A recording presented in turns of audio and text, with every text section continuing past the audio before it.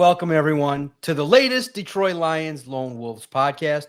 Lots to get into regarding the Detroit Lions. Quarterback Jared Goff is going to appear in a revamped Netflix special. It's great. The docuseries Quarterbacks is back. Season 2. They found quarterbacks that wanted to participate in the series, which is great. After season 1, I thought was great. And then you had Amon-Ra St. Brown. They focused on wide receivers, and now you get season 2. It's going to be very intriguing. We're going to look at kind of some dueling mock drafts, looking at the edge rusher position, a couple players now that could be targeted by the Detroit Lions in the draft. Also going to look at some of the rule changes that the Detroit Lions submitted. It's going to be interesting because maybe one of the 3 rules potentially has a chance to, I think, maybe even get looked at seriously. So we'll talk all about it. And then probably to wrap up, we'll look at some of the free agent signings that took place, because you look at it and you say, all right, the Lions have definitely worked to bring back their own guys. They worked to bring back the likes of Mykel Agude, Pat O'Connor, and we'll talk about the impact of bringing back Shane Zylstra. Which role player do we think can have an impact? Because if the Lions have trust in bringing back their own guys, who can impact the football team. But let's start with this. The news broke on Wednesday that Jared Goff is going to appear in season 2 of quarterback. And I think it's interesting because it's a mixed bag based on how Jared has kind of portrayed himself publicly. He hasn't been divulging all that much, at least to the media locally. Now, he does go on podcasts, does talk about football, does do interviews. We've seen him on the Greenlight podcast, seen him on other podcasts recently. Definitely somebody that draws the interest just based on his story, based on his intrigue, what he's been able to accomplish throughout his time in Detroit. You got a player that clearly has been resilient, was started at the bottom in 2021 here in Detroit, and then was able to rebound. And over the last 4 years, just been able to steadily climb and remind people why he was the former number 1 overall pick. What's your reaction? What do you want to see from Jared Goff in this series? Because look, if it recaps the 2024 season, a lot of highs.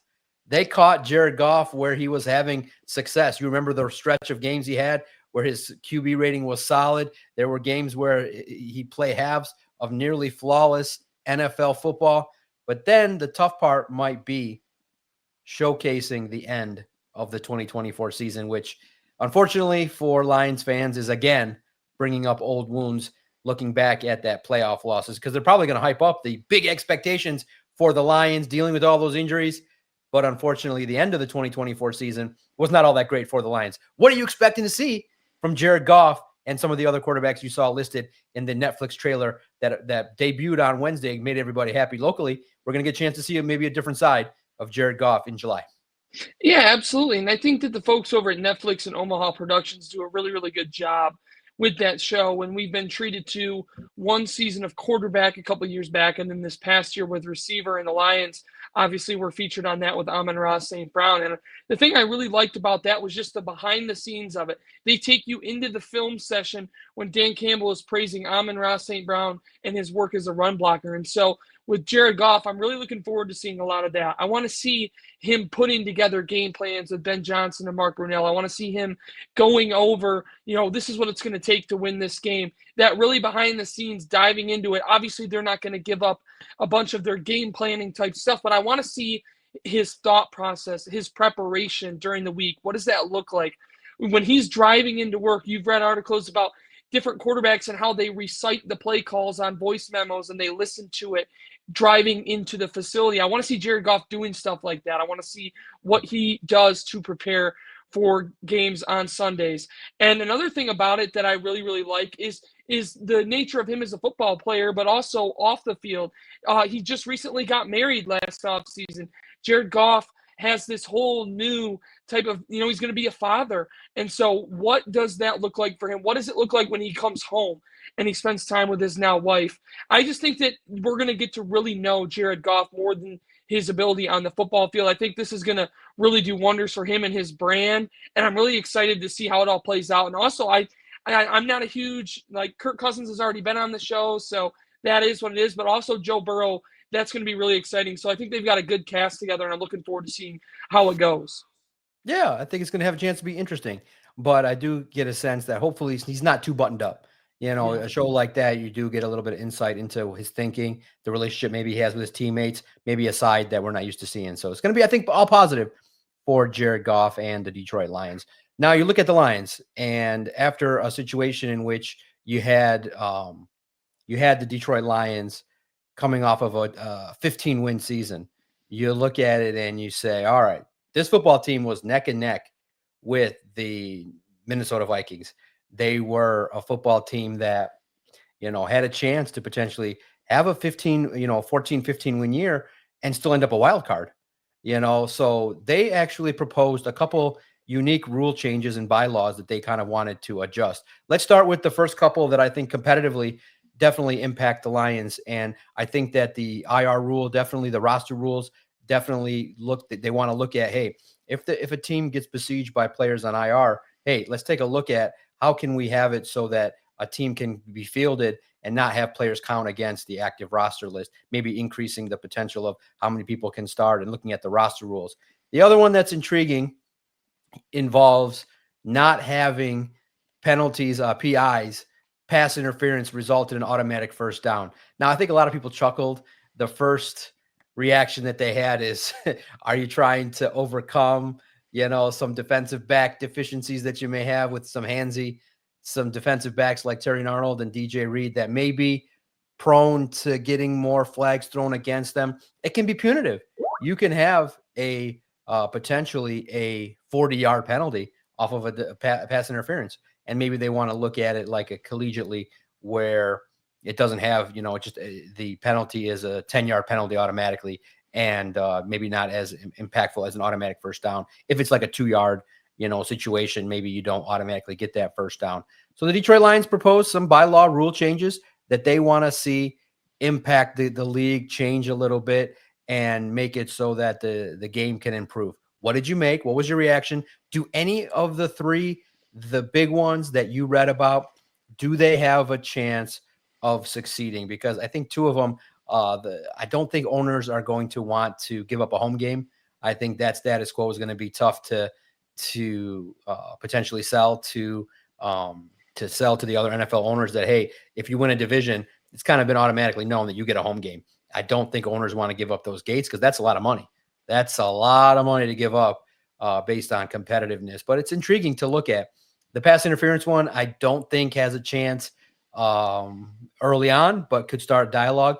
I do think the roster rule has a chance to be talked about in a way because other teams have also dealt with injury, and any way to help teams dealing with some unfortunate matters on the field that just happen as a result of playing a physical sport needs to be looked at. What was your reaction to the Lions proposing some rule and bylaw changes? Yeah, it's interesting. And I think that there's a valid argument you can make for all three of them to get past. And we'll start with the defensive penalty one. I think that and we say that kind of tongue in cheek that, hey, this is targeted because they have cornerbacks to get a lot of penalties. But I mean, if you think about it, you're not far off. And I think that a lot of this can be drawn back to just the style of play that the Lions have. And they're going to commit penalties. Like we've heard Deshae Townsend talk about it. Like they're not going to call it on every single play. So we're going to be physical on every single play. And so I don't think that line or that train of thought is too far off base for what the Lions are going for here. And I think that maybe what this is centered around is the defensive holding penalties or the illegal contact penalties that occur, on 3rd and long, and you're 8 yards down the field and you give up a 3rd and 15 automatic first down. So that's kind of what I'm thinking of. But I also think you maybe run the risk of, if that happens, now all of a sudden teams are just holding on purpose on 3rd and long to prevent a completion, and then they'll take their chances on 3rd and 7. You get a 10-yard penalty on a 3rd and 17. So I don't know. That one I think has a tough road to passing. I think that just teams are gonna, I don't know, the thought of an automatic first down in a league that is offense heavy. I just don't see enough teams voting yes on that one. In terms of the schedule one, the playoff one, I really like that one. I think that competition, it's merit based, and I think it's in line with how the Lions have thought as they built their team in terms of just the importance of competition, the meritocracy aspect where the best players play, and now the best teams would host playoff games. So I think it's really interesting. I do think that a downside of that one is that maybe it devalues winning a division title. But at the same time, if you're winning a division title at 9-8, 8-9, then then there's a whole different conversation to be had. So again, I'm with you on that one. I don't think that one necessarily gets passed, but I definitely think it's something worth talking about. And then as far as the roster one, I do think that one's got a pretty good shot.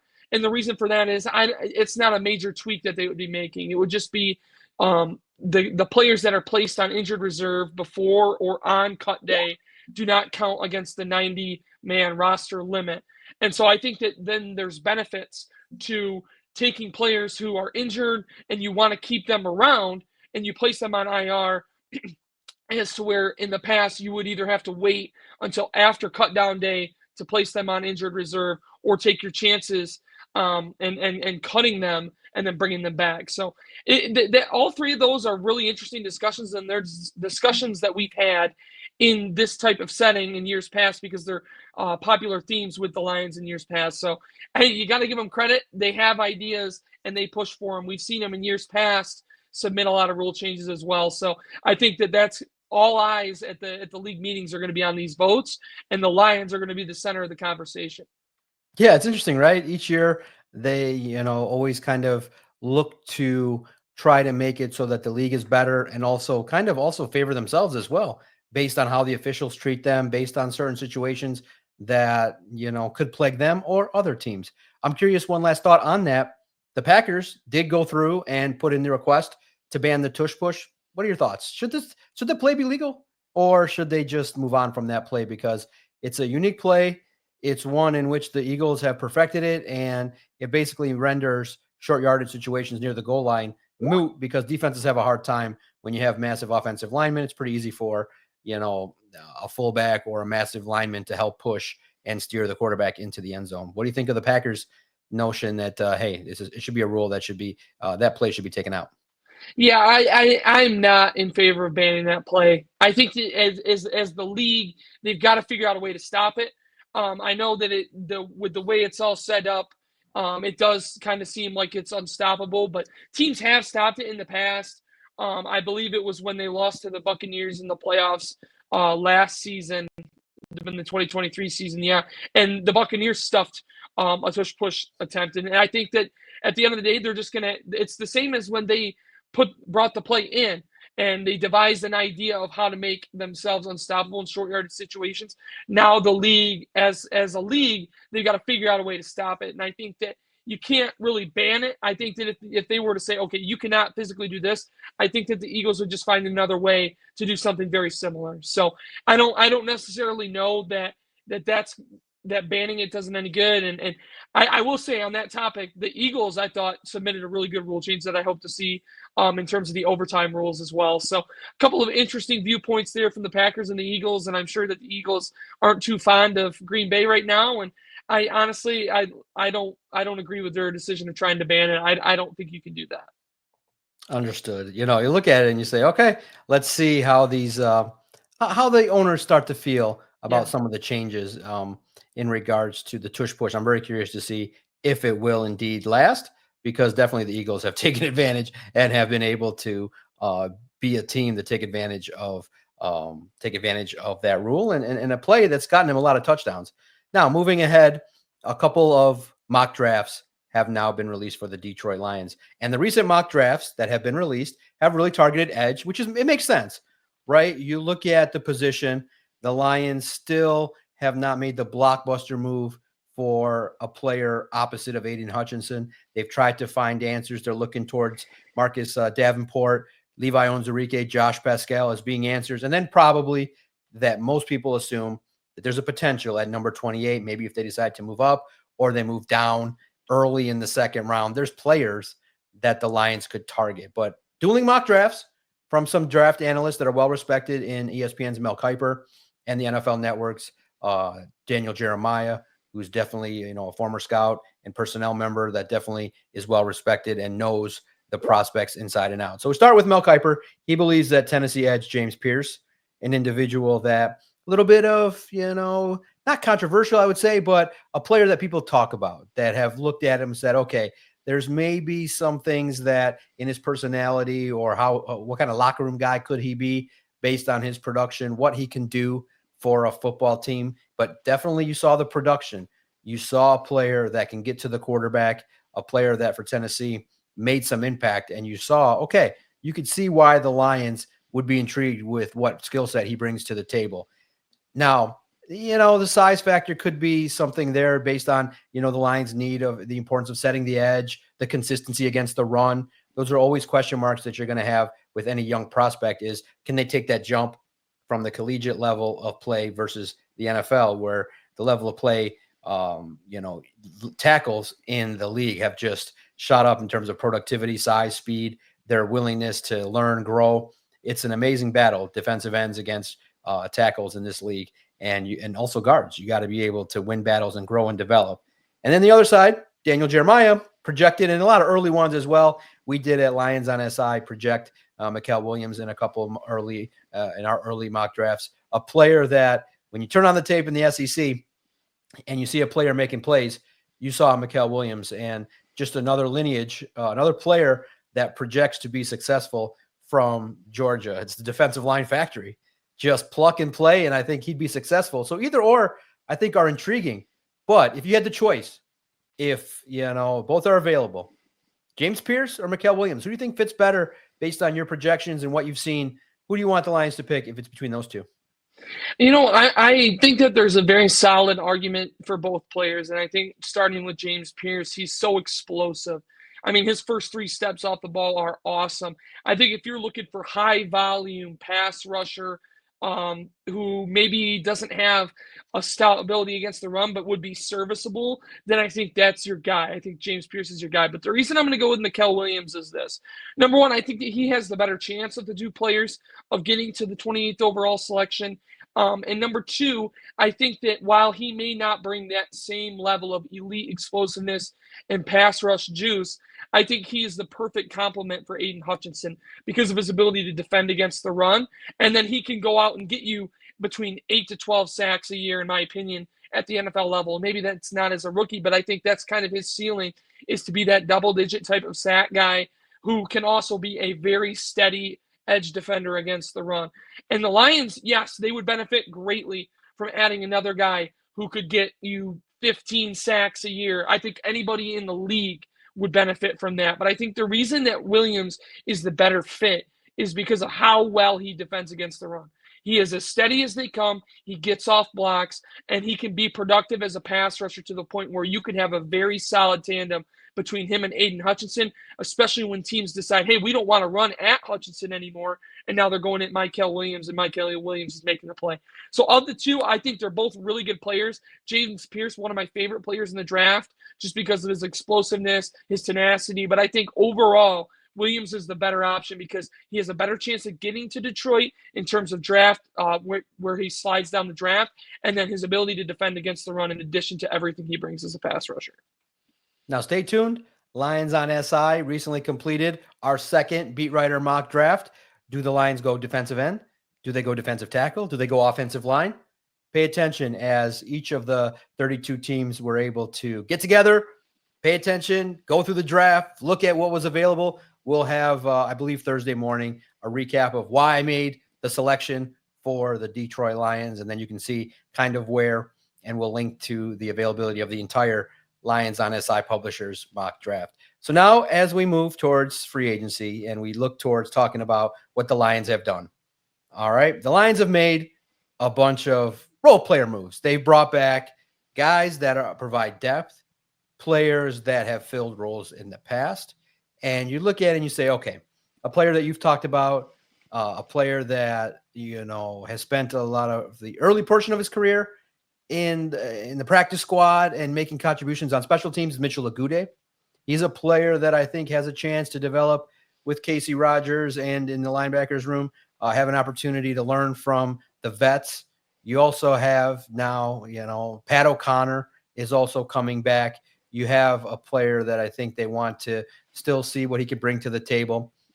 You've brought back guys, Shane Zylstra, who I thought once he didn't get tendered, I thought that there was still an opportunity that he was going to come back. They liked the competition with Kenny Yeboah in regards to who's going to be the blocking tight end, who also can have some role in the red zone, but primarily used as blocking. You look at the signings, clearly the Lions are bringing back their own guys. They understand that there's guys in the system that, Craig Reynolds, he's a role player, but still, if David Montgomery goes down, you still get a lot of value with Craig Reynolds, knowing the system, understanding what he can bring to the table. That room, well respected, can do some things, and is a player that should benefit continuously from working with this offensive line and the coaching staff. So I feel like, okay, there's a lot of players on the roster that, with the next man up mentality, if something does happen to a clear starter, the depth at certain spots is okay. Now, you're not going to count on these players to help you win a Super Bowl per se by making big plays consistently, but the Lions value players that grow, that do their job, and are able to steady the ship when called upon. What do you make of the signings, the recent signings of bringing back their own guys, the role players, and who do you think has the biggest chance of maybe surprising and having more impact than we're early talking about from the guys that have been brought back? Yeah, I think that conversation starts with Levi Onwuzurike, and the reason for that is we don't know what Alim McNeill's status is going to be for the beginning of the year, and as a result, Levi Onwuzurike could wind up playing a really big role in 2025 to start the year. And yes, he was a big part of that defensive line rotation a year ago, but you're talking about a guy that could be playing every down for the Lions early on in the year if Alim McNeill's not able to go. So Levi Onwuzurike is kind of that guy to keep an eye on. And the tough part about projecting role players at this stage is that the Lions had to get contributions from a lot of guys who they thought were either going to be practice squad guys or back end of the roster guys last season due to all the injuries. And so, Lord willing, we don't have to see another season where the Lions are plucking guys off of practice squads and sending people to IR. Just about every single day from weeks, 12 to 14 last year. It was crazy. But no, I think that when you look at the depth on this roster, you talk about guys like a Tim Patrick, who I think counts as a role player. He's the third wide receiver, made 33 grabs last year, just did everything that was asked of him. I think he's a candidate to maybe exceed that production output in 2025 if the Lions don't bring in more competition for him. He's going to have a huge role. You talk about the linebacker position. One guy I'm really excited to see, and again, kind of like McNeill, we're not sure where his health's going to be at, but Malcolm Rodriguez, who under Kelvin Shepard, when he was the linebackers coach, Shepard was finding ways to get all these guys in the game. And whether that's 5 snaps or 50 snaps, he's trying to get all of his linebackers in the game. And so when Malcolm Rodriguez is healthy, there's going to be an avenue for him to get out there and get meaningful snaps. So I'm really looking forward to seeing the type of contributions that he may have to offer. I think in the secondary, you can't rule out the fact that, DJ Reed is getting all of the rightful noise right now, but don't forget about Amik Robertson. That was a guy who started as the slot corner a year ago, bumped outside, can do a little bit of everything, and there's going to be a role for him, whether that's as the slot cornerback, whether that's, maybe DJ Reed or Terrion Arnold slides inside and he's on the outside. So Amik Robertson is another guy I'm really excited for. And then, don't forget about Brock Wright either. A lot of this noise with the different tight ends coming in, Zylstra, Yeboah, but Brock Wright is still tight end too.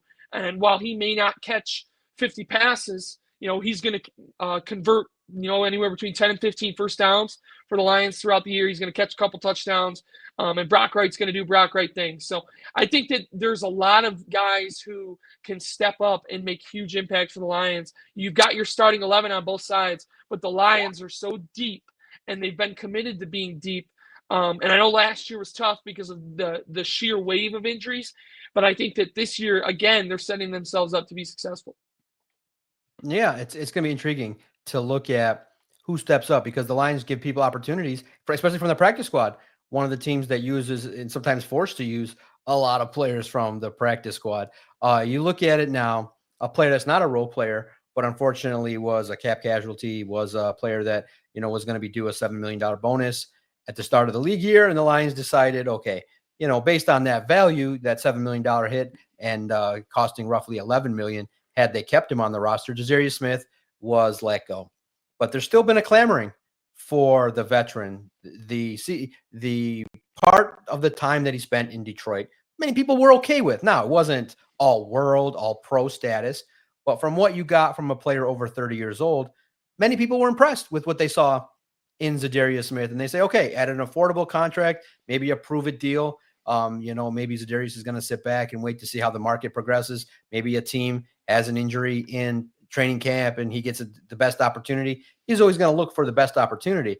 But I do think that a lot of fans are clamoring that, hey, if you need pass rush help, they saw that the, Eagles went out and got Azeez Ojulari. He just is one-dimensional kind of player and also dealing with injury. So the Lions chose Marcus Davenport, somebody that they've already done their research on. Do you think that Za'Darius Smith could find any avenue to come back to Detroit based on what he brings to the table, what he could add in value on an affordable deal? I think it's possible, but unlikely at this point because of the fact that you probably are going to add one or two players younger in the draft that you potentially could, see weathering the storm through the year and growing and developing at probably a very affordable rate. Yeah, I do think there's an avenue for that to happen. And I think that if you're looking for competition, number one on the edge, I don't think that bringing back Za'Darius Smith would negate the Lions from going edge rusher in the draft. And I don't think it would negate them from going edge rusher early in the draft. I think that Smith is, at his best, a very, very productive pass rusher who would help the Lions a ton. But I think that while he was serviceable for the Lions, he wasn't the best version of himself. And at the, obviously Father Time is undefeated. At his age, is Za'Darius Smith capable of getting back to the best version of himself? And as I sit here and say that, if he sees this, it's probably going to motivate him. And I'm sure that a year from now, we can look back at this and laugh if he finds a groove. But I think that the biggest thing is, since they already released him, is he interested in coming back? Obviously, there are financial elements that led to this decision. How does he feel about that? We don't really know, right? And so it's hard to gauge whether or not a reunion's in the cards without knowing how he feels about the way the two sides parted ways. I think that if he wants to come back and the price tag is reasonable, I think that this is absolutely something that the Lions should pursue because, like I said, at the very least, he's going to give you a capable pass rusher who can get after opposing quarterbacks and be serviceable as part of your rotation. And at the very least, he's going to compete with whatever young guys you bring in as pass rushers, and he's going to give them their best shot, and he's going to make them better, and he's probably going to end up making your team. Like that's where this would go, in my opinion. And so if he's interested in a reunion and the Lions are interested in a reunion, then let's make it happen. Let's do 1 year. Let's do $7, $8, $9 million and call it good and go to work from there. So I think that Smith is somebody who the Lions should keep tabs on if that market that he wants doesn't materialize. But at the end of the day, like I said, it takes two to tango, and who knows how he's feeling about it. And as a result, it's hard to forecast officially whether or not he's interested in coming back. But if he is, then I think it's something that both sides should pursue. All right. I got to ask, because a lot of fans saw that Azeez Ojulari signed for 1 year, $4 million. Now, that's relatively, Christian, inexpensive. But I think what elevates that discussion is he ends up with the Eagles. So whenever a player whenever a player ends up being evaluated by a GM like Howie Roseman, and he says, well, we can add that fit to, add that player to this room, a Super Bowl caliber team that lost Josh Sweat in free agency. They say, well, even if he's not the best player, even if he's not the best against the run, even if he's one-dimensional, even if he's a player that is injury prone, you were willing to do it for Marcus Davenport. Why not take a flyer on Azeez Ojulari? And I get it. I understand the sentiment, but, clearly, many people said that, when they look at the film, it's not a scheme fit based on the Lions playing a 4-man front, what he could bring to the table. Not that great against the run. But, if you play devil's advocate and you say, well, okay, if you're Kelvin Shepard, and I said, hey, what's your pass rush philosophy? He's like, hey, it's just like anything. Sometimes teams get into mistakes by thinking that, hey, they got to do things my way. I'm going to look at the roster and see what we got and tailor a scheme. Well, in that sense, if you have a guy that's just good and does one thing, okay, maybe you say, all right, clearly on 3rd and 1, 3rd and 2, you're not going to have Azeez Ojulari out there trying to stuff the run. But maybe on 3rd down and 7, you need a play, 2nd and 3rd down, clearly a passing down. If a team takes a penalty on 1st down, they get stuffed. Clearly on pass rush downs, I think you have a player that could have had some level of impact. And if you have coaches that truly can really work with anyone, I don't see the harm in a $4.5, $5 million contract, even if you went up to 6 for 1 year prove it deal with some more incentives, I think that, maybe there was a competitive offer. We don't know. But when you look at it and you see that, hey, Azeez Ojulari went to the Eagles for not that much money. What do you make of it? Was it right for the Lions to pass on Azeez Ojulari, who went to the defending Super Bowl champs? Yeah, I do. I just don't think he's a great fit for the Lions. I think that Ojulari certainly does have pass rush upside that would help the Lions. But I don't necessarily know if he's capable of being comfortable with his hand in the dirt and rushing from the edge as opposed to that outside linebacker role. And then the metrics of him as a run defender just weren't great. And I think that style of being a designated pass rush only type of player just doesn't work out. And I think that one example of that is James Houston, who was very good as a pass rusher, but couldn't figure it out, whether it was just more added dimensions to his game, with part of that being a run defender, and it just didn't end up working out. And so I'm not saying they're the same player, but I do think that there are elements of those two players' game that are similar. And I think for that reason that the Lions just didn't maybe see him as a fit. I know when I was going through it, I didn't really see him as somebody who was an ideal fit for the Lions. Obviously, he would have helped in the pass rush element of the game. But I just don't think that in terms of overall scheme fit, I just don't think it was there. And yes, it's going to be tough for him playing against him if they do so against the Eagles, whenever that may be. We don't have the schedule yet. But I think overall the Lions are fine missing out on Azeez Ojulari. Yeah, agree with you. It's intriguing because he's a player that 6 sacks in a season, it catches your eye a little bit, but the Lions have a style of player that they want and clearly didn't fit the mold. And that's why he ends up. But again, with the Eagles, let's see. Let's just hope that, Azeez is not making the key play against Jared Goff in the game that's going to take place at Lincoln Financial. All right, our last topic. It's intriguing because a lot of players across the National Football League have made some money. We look at it and you say, wow, Derek Stingley resets the market at defensive back. You look at Myles Garrett and what Trey Hendrickson's going to do, Max Crosby at edge, what they can bring, and the defensive end market is going through the roof. And then the Bengals, seemingly, trying to find money, have been able now to pay Joe Burrow and massive extensions for Jamar Chase, over $40 million and over $28 million a season for T. Higgins. They lock up their two biggest offensive weapons, and everybody's happy. Now the last piece to the puzzle, which will be interesting to see, is if Trey Hendrickson does end up signing. When you look at all that, that's going to have a reverberating impact on the Lions. When you now have to decide on Jamison Williams, you have to decide in the future on Terry and Arnold, and you're paying $16 million now to DJ Reed. On the other side of the ball, Jamison Williams, where does that slot him down the road? Because you look at it now, this next offseason, the one after the 2025 season, you got to look at Brian Branch, Jack Campbell, Sam Laporta. You got some guys coming up that are going to need some hefty money.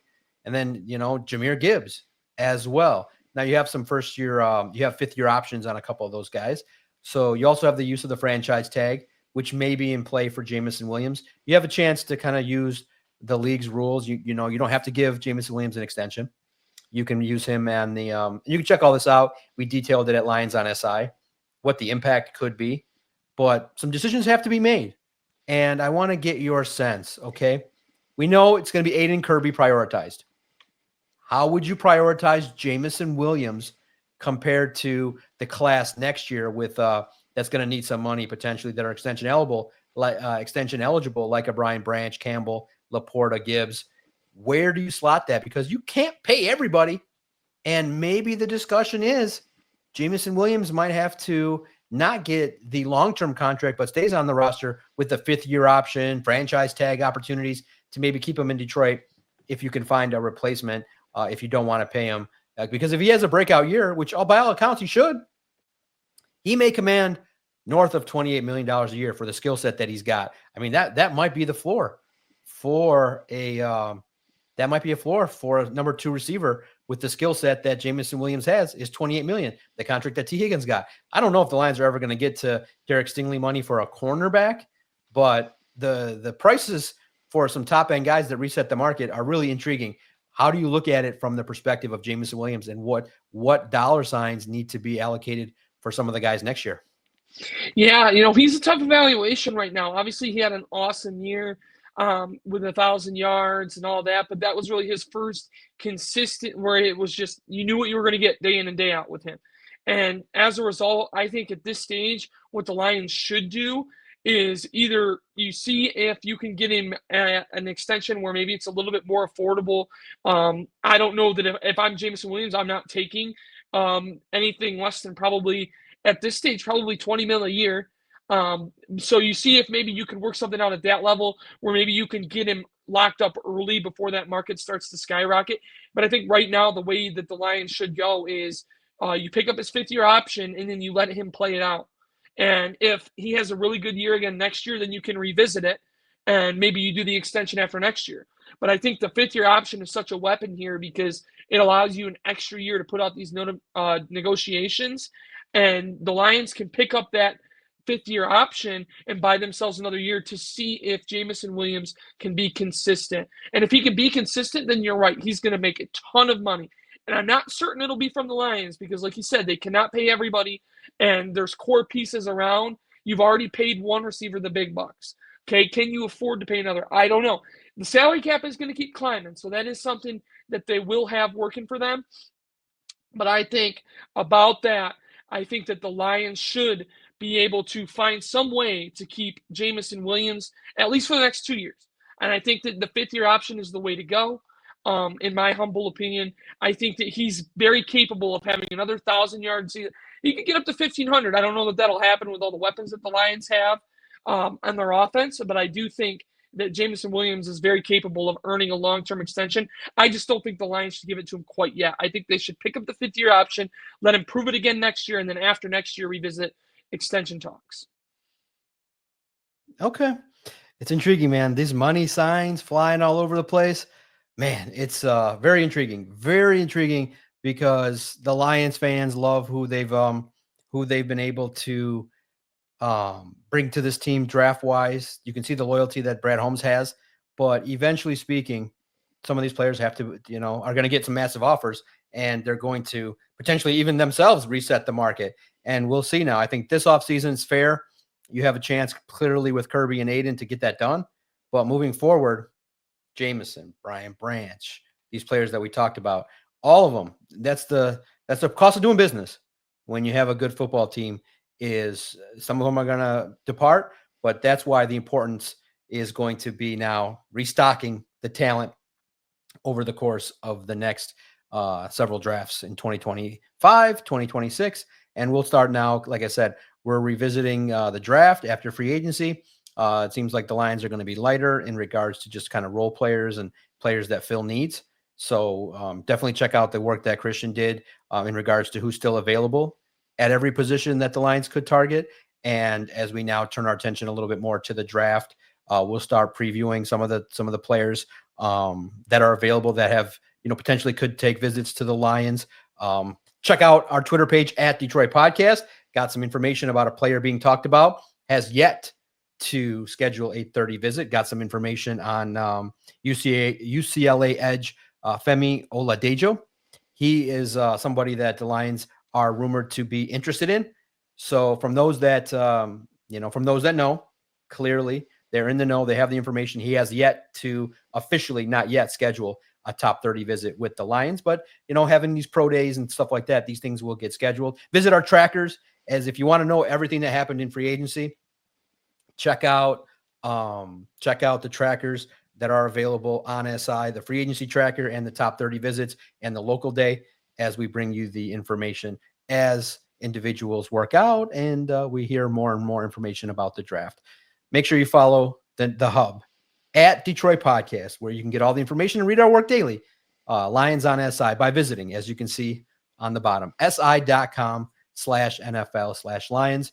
I appreciate Christian and all the work that he does. Some big things happening for us as well. Stay tuned. More and more keep coming in regards to more and more information keep coming to Lions on SI as we learn about what the Lions are looking to do to restock the 2025 roster.